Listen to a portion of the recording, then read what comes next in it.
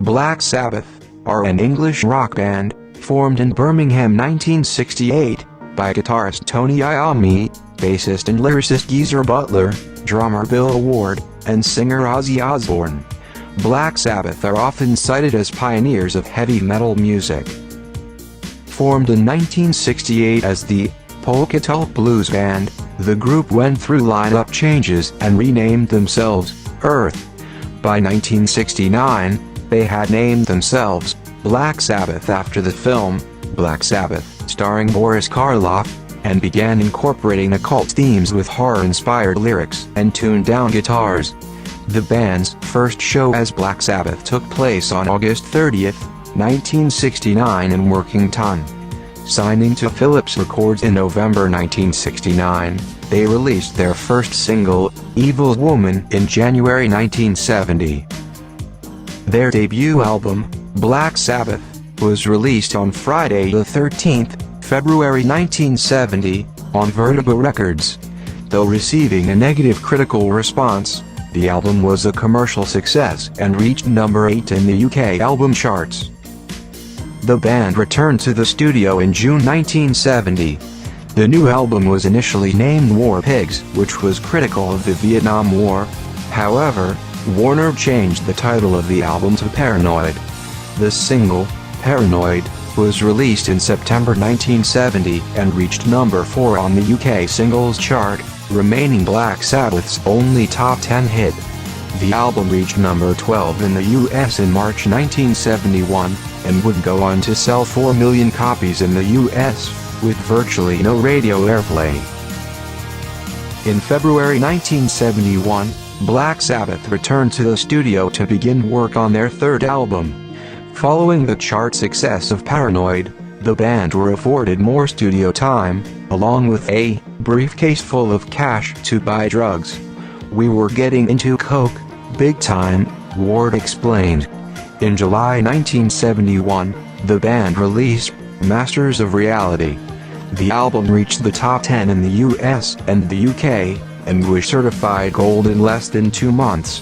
It contains Sabbath's first acoustic songs, alongside fan favorites such as Children of the Grove and Sweet Leaf. In June 1972, the band reconvened in Los Angeles to begin work on their next album. The album saw the band experimenting with new textures, such as strings, piano, orchestration and multi-part songs. Recording was plagued with problems, many as a result of substance abuse issues. The album was originally titled Snowblind, after the song of the same name, which deals with cocaine abuse. The record company changed the title at the last minute to Black Sabbath Volume 4. It achieved gold status in less than a month, and was the band's 4th consecutive release to sell 1 million in the US. The band rented a house in Bel Air and began writing in the summer of 1973. After a month in Los Angeles with no results, the band opted to return to England. They rented Clearwell Castle in the Forest of Dean. While working in the dungeon, Iommi stumbled onto the main riff of Sabbath Bloody Sabbath, which set the tone for the new material. Recorded at Morgan Studios in London by Mike Butcher. The new songs incorporated synthesizers, strings, and complex arrangements. Yes keyboardist Rick Wakeman was brought in as a session player, appearing on Sabra. Black Sabbath began work on their 6th album in February 1975, again in England at Morgan Studios. "We took a look at ourselves, and we wanted to do a rock album." Produced by Black Sabbath and Mike Butcher. Sabotage was released in July 1975, with Rolling Stone stating, "Sabotage is not only Black Sabbath's best record since Paranoid, it might be their best ever." Sabotage reached the top 20 in both the US and the UK, but was the band's first release not to achieve platinum status in the US. Sabotage features fan favorites, Hole in the Sky, and Symptom of the Universe. In December 1975, The band's record company released a greatest hits album without input from the band, titled We've Sold Our Soul for Rock and Roll. The album charted throughout 1976, eventually selling 2 million copies in the U.S. Black Sabbath began work for their next album at Criteria Studios in Miami, Florida, in June 1976. To expand their sound, the band added keyboard player Jerry Woodruff. During the recording of Technical Ecstasy, Osbourne admits that he began losing interest in Black Sabbath and began to consider the possibility of working with other musicians. Recording Technical Ecstasy was difficult.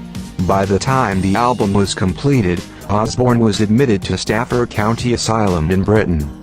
It was released on September 25, 1976 to mixed reviews. The album featured less of the doomy, ominous sound of previous efforts, and incorporated more synthesizers and up-tempo rock songs. The band spent 5 months at Sounds Interchange Studios in Toronto, Ontario, Canada, writing and recording what would become Never Say Die. It took quite a long time, Iommi said. We were getting really drugged out, doing a lot of dope. We'd go down to the sessions, and have to pack up because we were too stoned.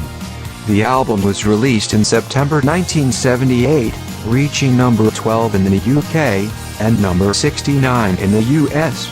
The album featured the singles Never Say Die and Hard Road, both of which cracked the top 40. The band also made their second appearance on Top of the Pops, performing Never Say Die,